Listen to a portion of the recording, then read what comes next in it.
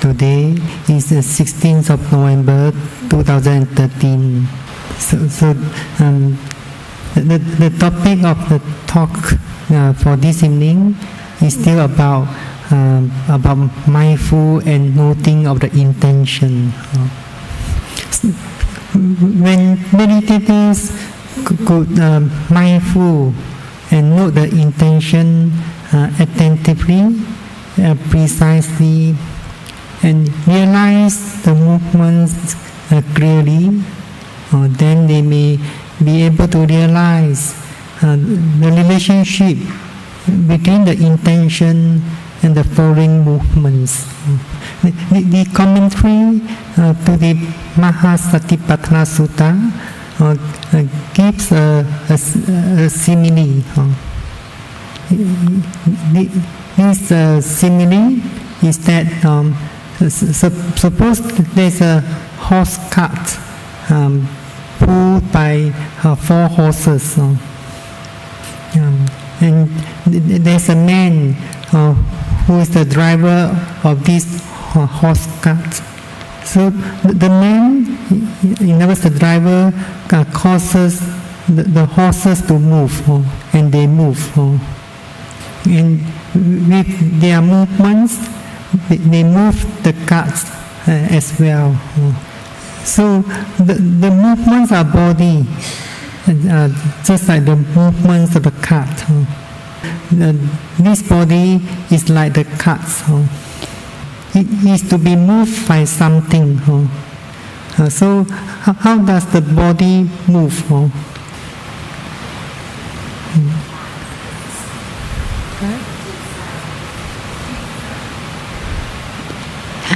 Cetana or intention. Cetana. So if there's a cetana or intention, then what will happen?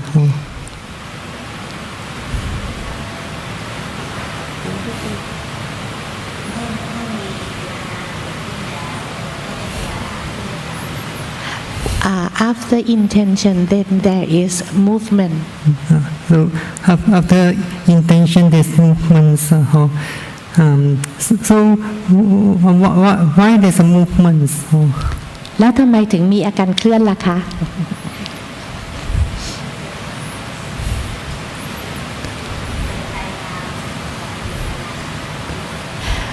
Following the intention.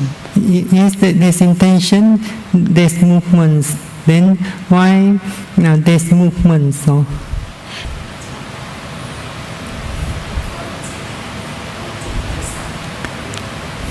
The intention. The intention is the one who order the body to move. So just like the horse cart. So the driver causes the horses to move, and they move. So with their movements, they move the cart. So here the mind is like the driver, and the horses are like the wind element caused by the mind. So in this, the driver causes the horses to move. So we can say that the mind causes the wind element to arise, manifested. So with the movements of this wind element, then the body moves. So if the wind element is not dominant, will there be any movements? No. So if the wind element is not the most dominant phenomenon, then there's no movements. So that's why during meditations, when there's movements of lifting, pushing, dropping, we can say that the wind element is the most dominant, manifested at that moment. So meditators should perceive the movements well. So we can say at each movement, only one type of characteristic is manifesting at that moment. So meditators should train their mindfulness to perceive the movements precisely, or attentively and precisely. So similarly, when meditators mindful of their daily activities, they may perceive many movements, or stretching of the arm, bending of the arm, sitting down, standing up, and so on. So during sitting meditation, when there's no other object or phenomenon, meditators have to be mindful of the movements of the abdomen. So again, meditators have to be very mindful of the actual process of movements. So we are mindful of movements or motion frequently during the retreats. So when mindfulness is attentive, precise to every process of movements, then the movements will become clearer and clearer to the mind.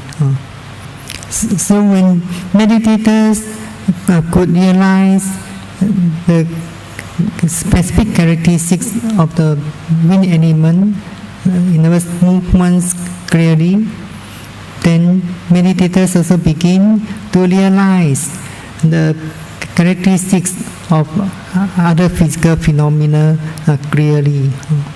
So sometimes meditators have to be mindful and note the movements continuously.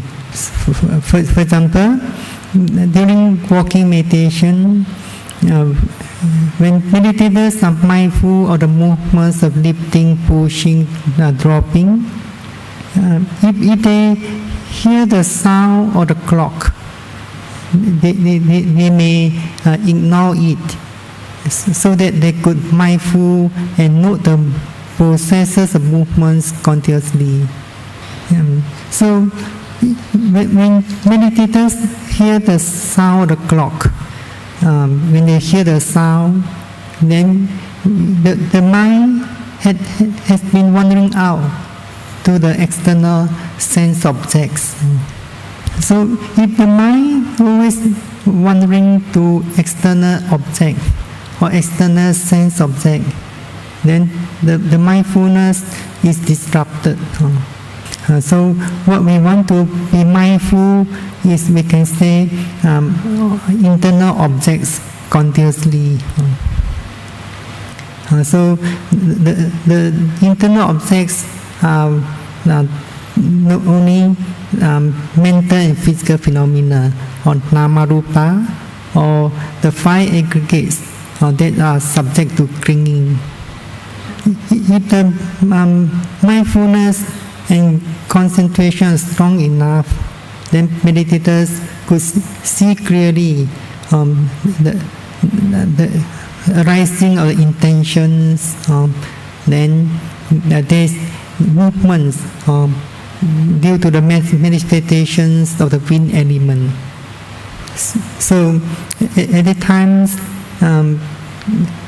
is there a person or a self or being moving or walking at that moment? So is there a self or a person, a being lifting up the foot or pushing the foot forward or perceiving that the body is moving? No. So there's only movements and the intending mind. To realize this experience clearly, meditators have to develop the mindfulness, constant and continuous mindfulness. The mindfulness has to be constant and continuous, at least for a few hours. Then that constant and continuous mindfulness is cause for deep concentration to arise. To attain to have constant and continuous mindfulness, meditators need to put enough effort in the practice. So when mindfulness is attentive, energetic and precise, then meditators begin to see the phenomena clearly. For example, the movements becomes clearer to the mind. During walking meditation, the lifting movements, pushing movements, dropping movements becomes clearer and clearer to the mind. So sometimes meditators experience lightness, or the lightness of the leg, or lightness of the body, but they show that there's a progress in mindfulness and concentration.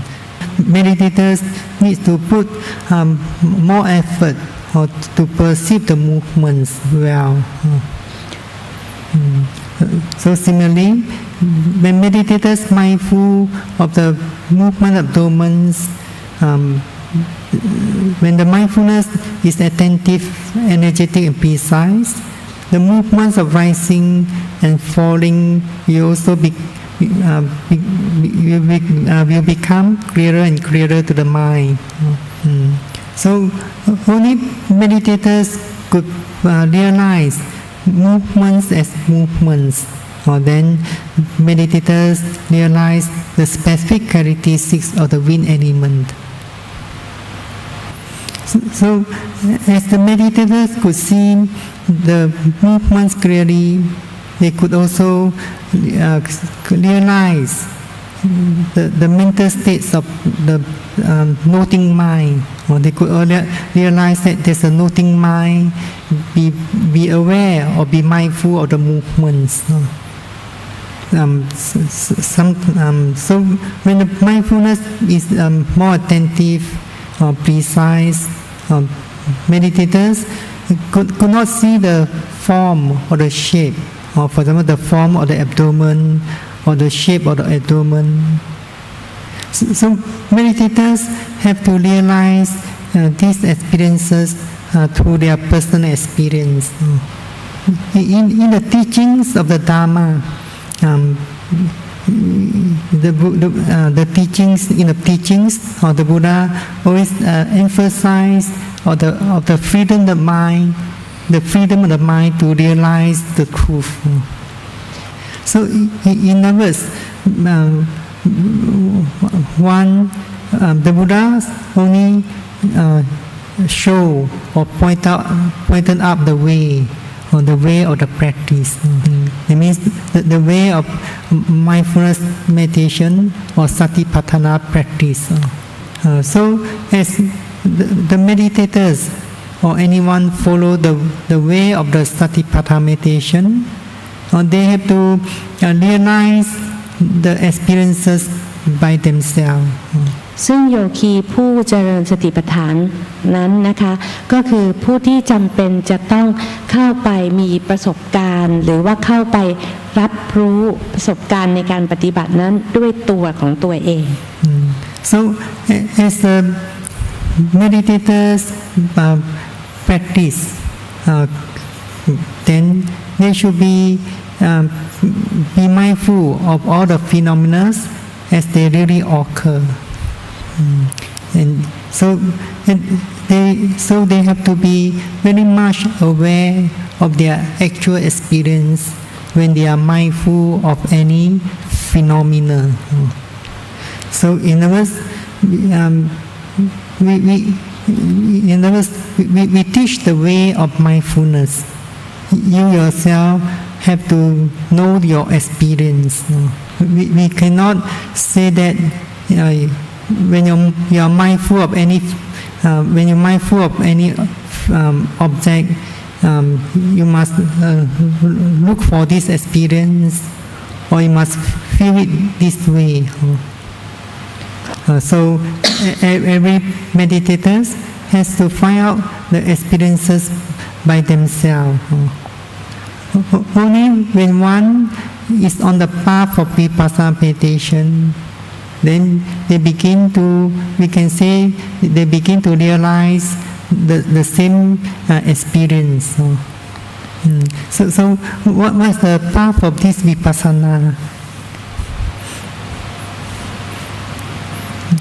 So when meditators are on the path of vipassana, then they begin to realize the three common characteristics of mental and physical phenomena through their personal experiences. So eventually, all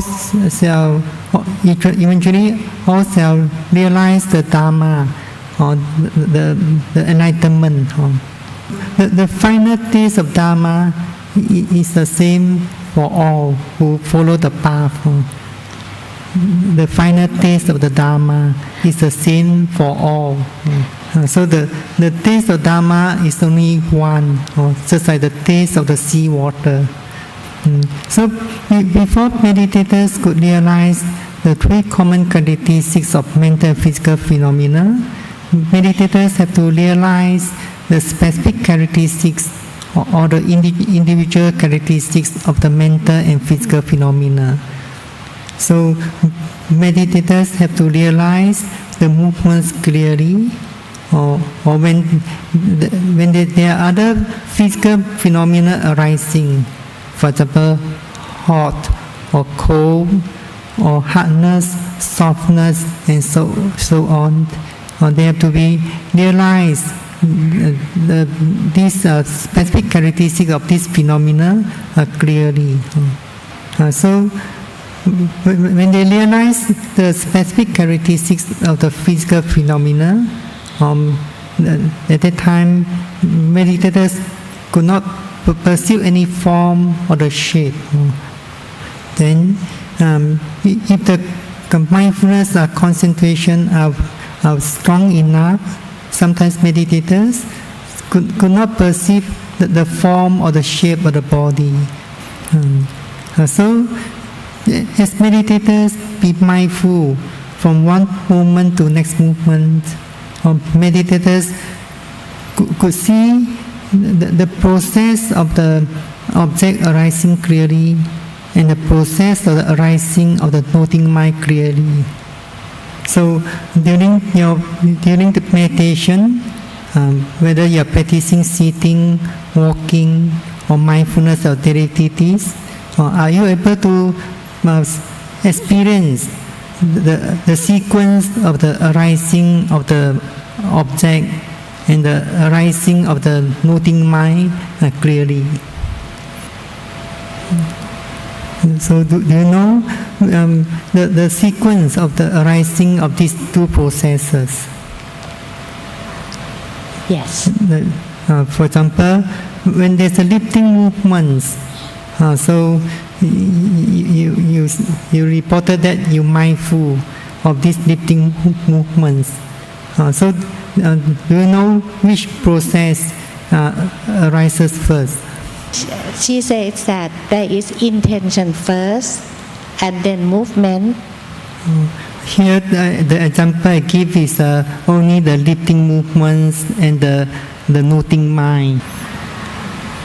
Movements. So that's why we always emphasize meditators should perceive the movements first. Then they can only know it. So that's why meditators should perceive the arising of the object well and only make the mental noting. So when meditators perceive the arising object or becoming aware there's an object arising, we can say that there's a arising of the mindfulness.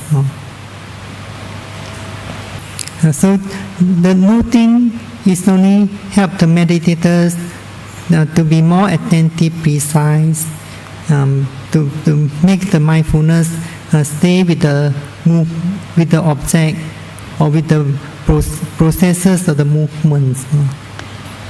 So at that time, meditators should be aware of the actual experience of the movements or the actual experience of the object. Meditators should not think about the noting, the words, the meaning of the words, and so on. For example, when meditators mindful of the sensation, or sometimes the sensation could be changing quite rapidly. The noting or labeling could not catch up with the process of the changing. Then they have to be very mindful of the sensation. Sometimes you mentally note pain. In the next movements, you might be experience another different sensations. So at that moment, meditators should be very mindful of the actual experience of that sensation instead of trying to feel the pain. Sometimes meditators experience varieties of sensation. Then it's difficult to make labeling on every sensation. So for example, painful sensation. There are many different painful sensations, different intensities of the sensations. If meditators try to be aware and give a name or labeling to varieties of the sensation or different intensity of the painful sensation, then meditators may begin to analyze or conceptualize the experience. So that's why it's more important to be aware, mindful of the actual experience rather than try to conceptualize it, the various varieties of the sensations. Only when you can really pay attention, that means without analyzing the object, then you can realize the phenomena clearly. Because even you could describe the pain, others may perceive it differently. So the most important is be mindful of the object as it really occurs. We be very mindful of the actual process of the movements, of the actual process of the sensation, and so on.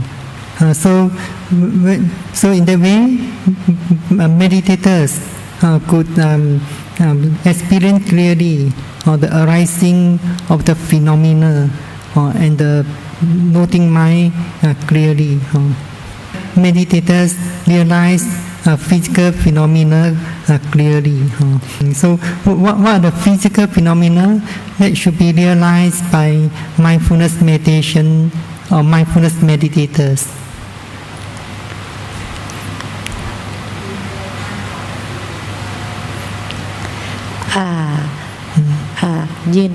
Standing, walking, sitting, and daily activity. Standing, walking, all these are what called concept. So what should be realized is for the movements or nature support, hotness, coldness, hardness, and softness, and so on. Then at each moment there's the noting mind or that cognizing the object. Then when mindfulness becomes more and more attentive, precise, meditators could perceive the arising of the intention or the desire to do something. So this intention is also a mental state, a mental process. So is this intention is a permanent or impermanent? It is also impermanent or subject to arising and passing away. So even the noting mind or inner mindfulness is also a mental process. It is also subject to arising and passing away. So sometimes when mindfulness is clear and alert, some meditators could be experiencing that the mindfulness be mindful and note the movements by itself. So this is also an experience of mindfulness meditation. But it's still not yet very clear experience. It's because meditators may still think, I see my mindfulness, mindful and noting the object by itself. My mindfulness, my insight knowledge, and so on.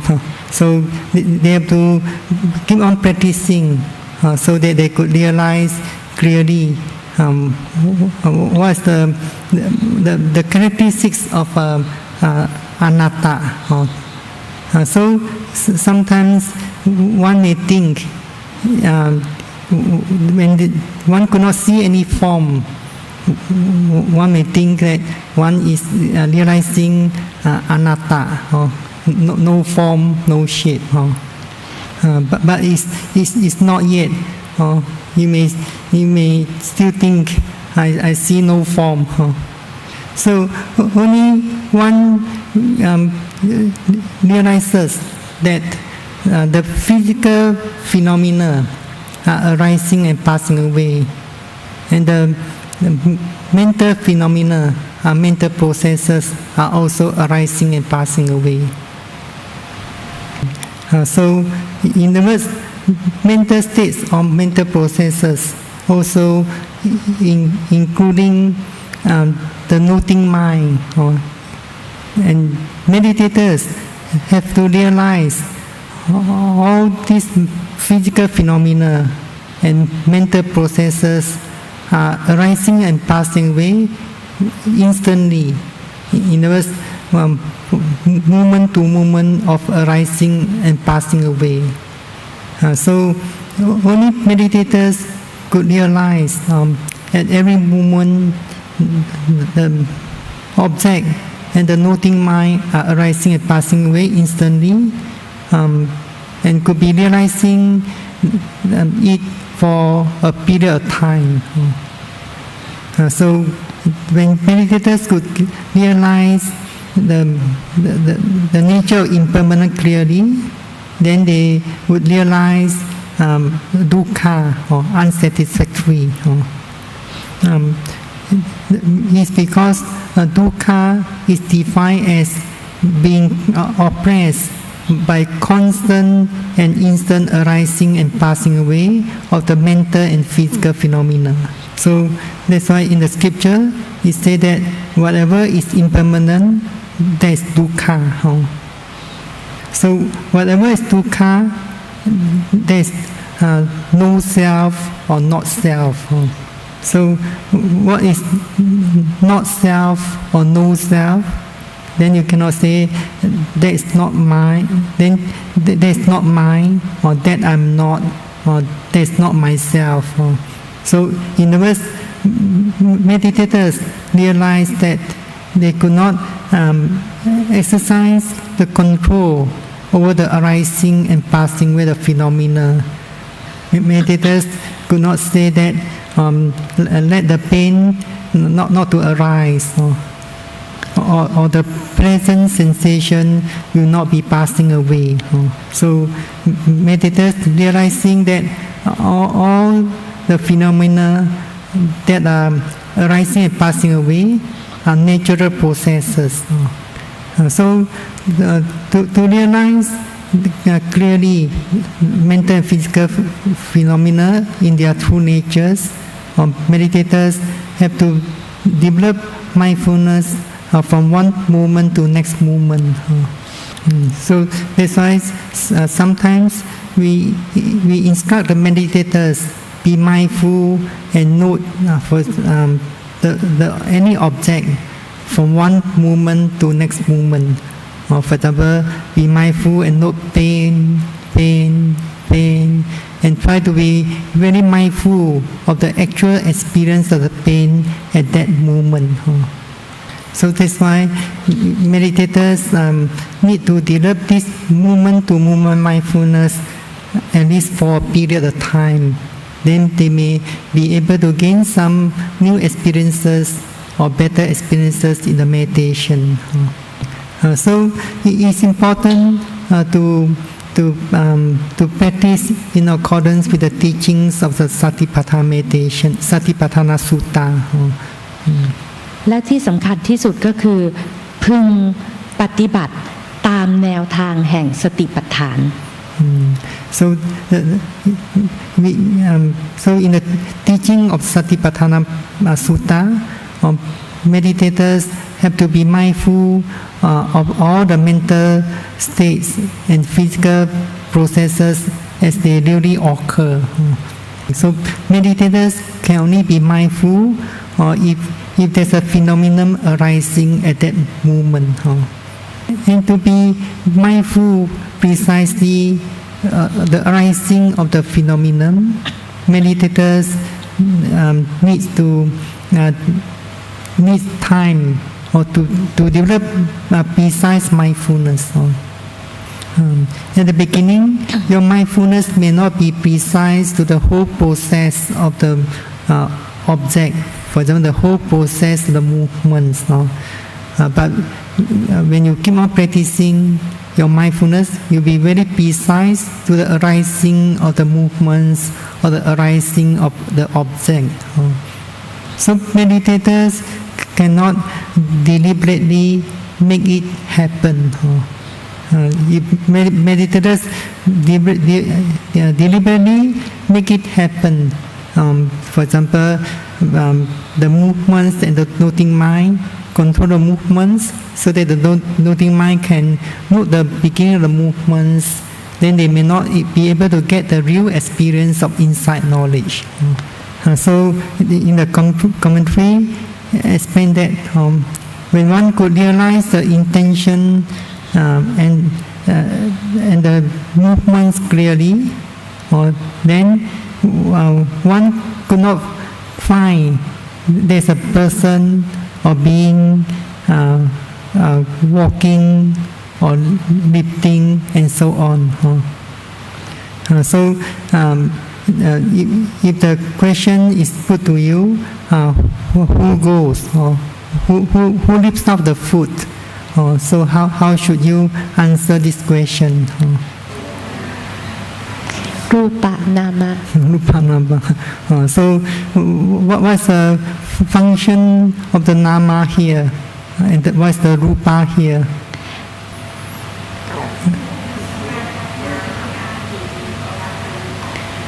Rupa move and nama note.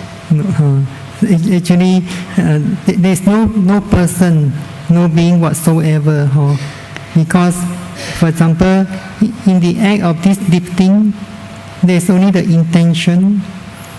Then the manifestation of our wind element that causes the movements, for example, the lifting movements. This lifting, for example, this lifting is not really belong to any.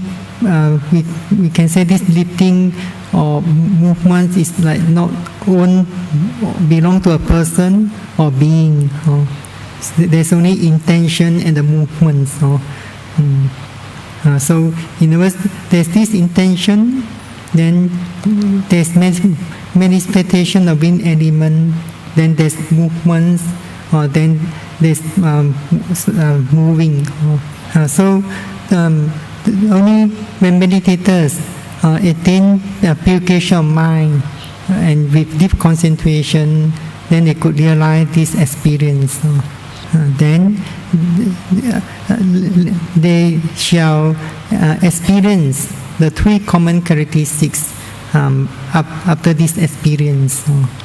So sometimes meditators could sustain their mindfulness for a period of time.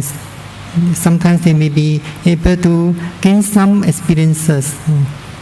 So when you could realize these experiences, your confidence in the practice will also be increasing. Then you could also put forth more effort in the practice. So I wish every meditators put forth effort in the practice so that you could realize clearly the mental and physical phenomena through your personal experiences, not by hearing from others or by reading, but from your own personal experiences, so that you could see the truth by yourself and attain enlightenment. สาธุ สาธุ สาธุ